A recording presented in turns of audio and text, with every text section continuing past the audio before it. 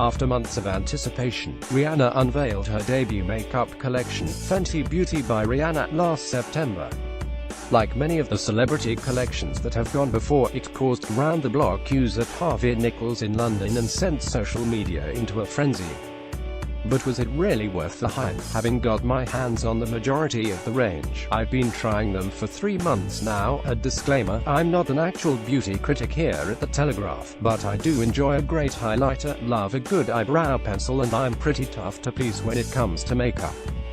The staple products in my beauty routine have been the same for years, and in the past, the only way to wean me off them has been with a brilliant recommendation from someone with a similar look or skin tone as mine, or by a highly anticipated launch. The whopping 40 shades and mixed reviews on social media, the majority of which are good, Fenty Beauty by Rihanna more than piqued my interest. 3 months down, here are my thoughts. The shade names are Genius, Trophy Wife, a bright yellow-toned highlighter, Trippin', and Yacht Life, both shimmery skin sticks, but just a few of her tongue-in-cheek names. The shades are just as colorful and super pigmented. The pale rose gold shade, Trippin', has been my go-to highlight as it only needs one light stroke for a long-lasting glow. Case in point, I went out in the evening the first day I wore it 11 hours after first applying it, and someone complimented me on my glowy skin. If you're one to layer up a cream highlight with a powder one on top, rest assured you won't need to do that with this one, as it has a great color payoff. The magnetic packaging is really satisfying. The matchstick skin sticks come in both shimmer versions and creamy matte skin shades. The latter, which acts as a concealer or contour color depending on your skin tone, was too drying for my skin, particularly on the areas I'd want to disguise dark circles or blemishes.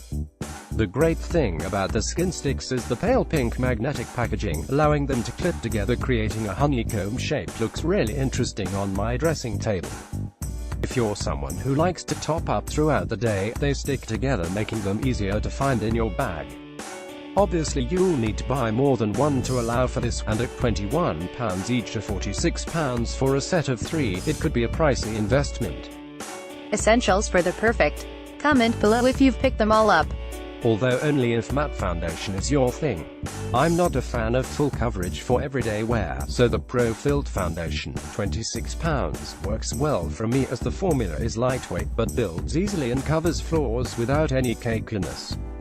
As it's matte, I find it doesn't need setting with powder, but if you have oily skin, I recommend the Invisimatte Blotting Powder, £24. What's worth noting though is that it originally took me 3 encounters with the wrong shades to find the one that suited me best.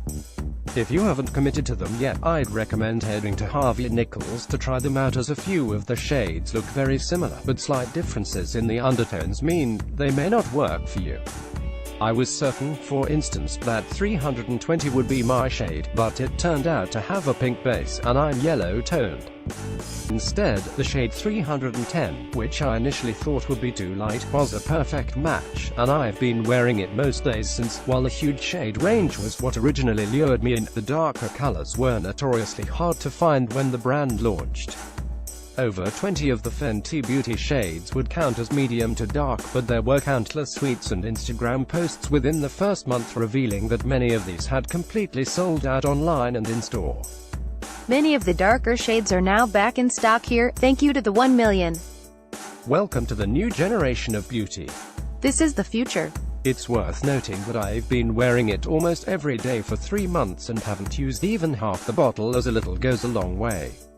The brushes are also well priced, from £19 for a small portable one to £26 for a full-sized foundation brush.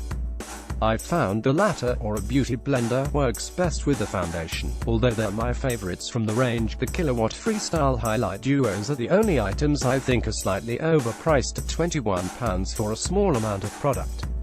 The compact would last a long time, though, and it does have a mirror and nice packaging.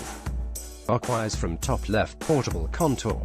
The brushes are surprisingly good. I'm a big believer that a workwoman is only as good as her tools, so I think good brushes are worth the investment. If I'm honest, I wasn't expecting these to be any good, but the brushes are soft, dense and really well priced for the quality. The Full Bod Foundation brush, £26, is great and has a chic design.